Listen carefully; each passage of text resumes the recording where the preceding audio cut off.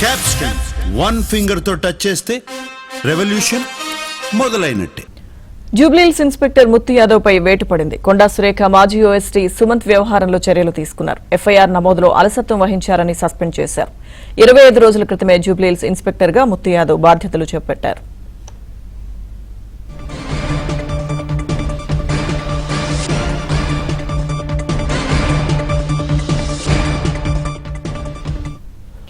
Jubilee Hills inspector Muthu Yadav పై వేటు పడింది. కొండా సురేఖ మాజీ ఓఎస్టీ సుమంత్ వ్యవహారంలో చర్యలు తీసుకున్నారు. పూర్తి సమాచారం మా క్రైమ్ కరెస్పాండెంట్ ప్రవీణ్ అందిస్తారు.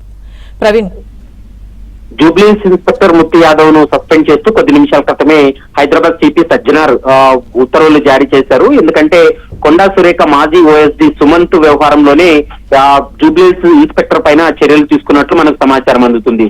ఎందుకంటే ఈ నెల 20వ తేదీన మేడిపల్లి పోలీసులు కేసు నమోదు చేయడం జరిగింది. ఇది 0 ఎఫ్ఐఆర్ కింద కేసు నమోదు చేసి కేసును జూబ్లీహిల్స్ ట్రాన్స్ఫర్ చేశారు. జూబ్లీహిల్స్ కి ట్రాన్స్ఫర్ అయిన తర్వాత 0 ఎఫ్ఐఆర్ నుండి మరీ తిరిగి ఎఫ్ఐఆర్ నమోదు చేయాల్సి ఉంటుంది. కానీ ఆ ఎఫ్ఐఆర్ నమోదు చేయకుండా అలసత్వం ప్రదర్శించడం, మరోవైపు కొండా సురేఖ మాజీ ఓఎస్డీ సుమంత్ తో పాటు అతని అనుచరులు విచక్షణారహితంగా బాధితుడి పైన దాడి చేశాడంటూ కూడా అక్కడ కంప్లైంట్ చేయడం, వాటికి సంబంధించినటువంటి కొన్ని ఆధారాలు ఫోటోలన్నీ ఇచ్చినప్పటికీ కూడా ఎఫ్ఐఆర్ నమోదు చేయకపోవడంతో హైదరాబాద్ సిపి సీరియస్ గా పరిగణలోకి తీసుకొని ప్రస్తుతం జూబ్లీహిల్స్ ఇన్స్పెక్టర్ పైన సస్పెండ్ వేటు వేశాడు.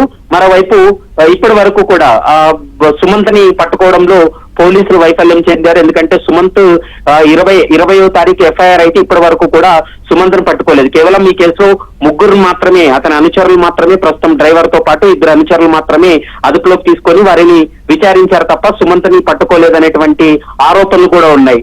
దీంతో ప్రస్తుతం జూబ్లీహిల్స్ ఇన్స్పెక్టర్ వ్యవహార శైలి, మరోవైపు ఎఫ్ఐఆర్ నమోదు చేయడంలో అలసత్వం ప్రదర్శించడంతో ఈ చర్యలు తీసుకున్నారనేటువంటి అంశానికి సంబంధించి అయితే మాత్రం ఇప్పటికే పోలీసు అధికారుల నుంచి కూడా క్లారిటీ వస్తుంది. 1-2 రోజుల్లో కొత్త ఇన్స్పెక్టర్ ను కూడా జూబ్లీహిల్స్ కు అపాయింట్ చేసే అవకాశం అయితే కనిపిస్తుంది. లక్ష్మీ దుర్గా. థాంక్యూ ప్రవీణ్.